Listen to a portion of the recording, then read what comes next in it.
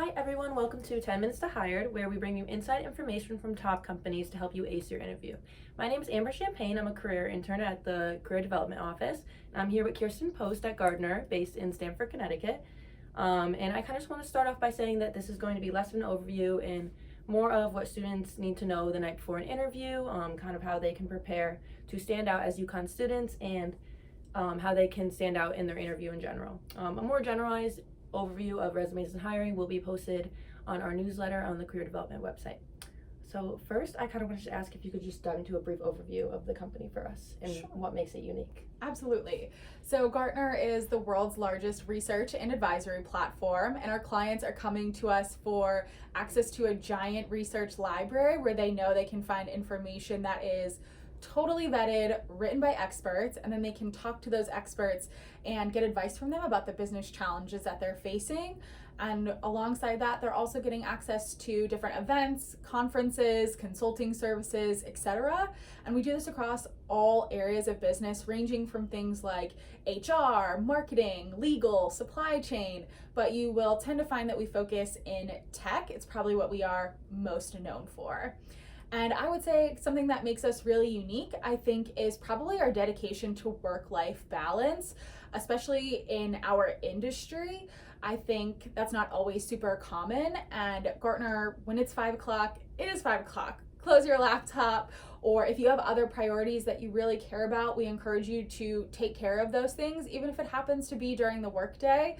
We know that you are a person and you have a life outside of your job, and I think that's something that definitely sets us apart from other employers. Thank you. I think that's really good for students to know, because that's one of the top things that they're looking for. Is there anything else that you think that students tend to misunderstand about your industry or Gartner specifically? Yes, about Gartner specifically, a lot of people will come to me and say, oh, Gartner is a consulting company. And while we do have a small consulting arm, that only accounts for about 10% of our business. The bulk of it is in research and advisory. And the difference is that for us, advisory is truly just that. It is us giving a client advice, and the client is welcome to take it or leave it. Whereas on the consulting side, they're all about helping with actual implementation and walking that client through the entire process, being beside them the entire time. And so that's really how we differentiate ourselves. If you were to ask a Gartner employee, what are you? We would say we're a research and advisory firm first, consulting second. Okay, thank you. And now I'm going to just ask a couple questions to kind of help UConn students prepare for their upcoming interviews. So what do you think that UConn students should do to prepare for their interview and to stand out? Absolutely. If there is one thing that you can do to prepare for an interview, it is to have really specific examples of your experiences ready to go throughout the process. And I would encourage you all to look through your extracurriculars, your academic life, your professional life, volunteer activities, whatever that may be for you, and start picking out moments where you really feel like you shined, accomplishments or achievements that you're very proud of, or maybe it is going to be a time that you failed and you turned it back around, or you overcame a challenge. And really work on having a specific example of times that you did those things. Because sometimes I ask questions like, tell me about a time when you got constructive feedback. And a student will answer and they'll say, oh my gosh, I love getting feedback. I think it's so important, and I ask for feedback all the time. And the thing is, I didn't ask how they felt about getting feedback. I asked for a time they got constructive feedback. And so having those specific examples at the ready is going to make you feel so much more confident and so much more prepared for a variety of questions during the interview process. If I had to encourage you to do something, sometimes it's hard to remember what times that you were awesome. I encourage you to keep what we call a brag sheet, or you can call it something different if you want. But when something really great happens to you, again, you got a great grade on a paper, or maybe you got really nice praise from a manager or a coworker, maybe a professor gave you, again, great feedback on a project that you had. Put this into a Word document somewhere in your notes app and keep this running real-time list of things that you did that you are really proud of, or that great feedback, or an achievement. And that way, when it comes time to prepare for an interview, Mm-hmm. you already have an awesome list of specific examples to pull from that you just need to workshop a little bit into a really cohesive and concise answer. Love that brag list. Never heard of that. Love it. I'm going to use that for my next interview. So I know that you recruit at UConn a lot. What tends to stand out about UConn students specifically, if anything? Absolutely. I would say one thing I love about UConn students is that they really do take advantage of the career services department here. There are some schools I go to and students are very disconnected from career services, or maybe are just not taking advantage of the resources that they have available to them. Whereas I know that when I get a resume at UConn, I can see that it is in a great format. And I know that format comes from career services groups.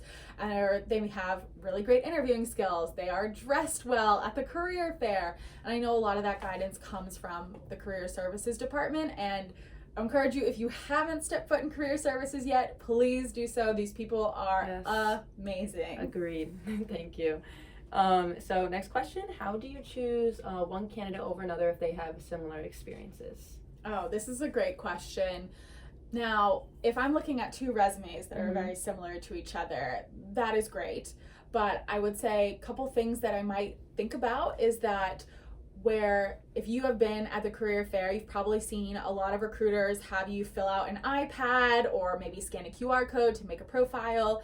And the thing is, on the back end, it's not that they're just trying to get leads into the system or put you on an email list, but we can actually see, at least I know I can at Gartner, I can actually see that you have been continuously coming to events. So for student A, I can see, oh, they attended the career fair when they were a sophomore. They attended a networking event as a junior, their fall semester, and the spring semester. They came to the career fair again.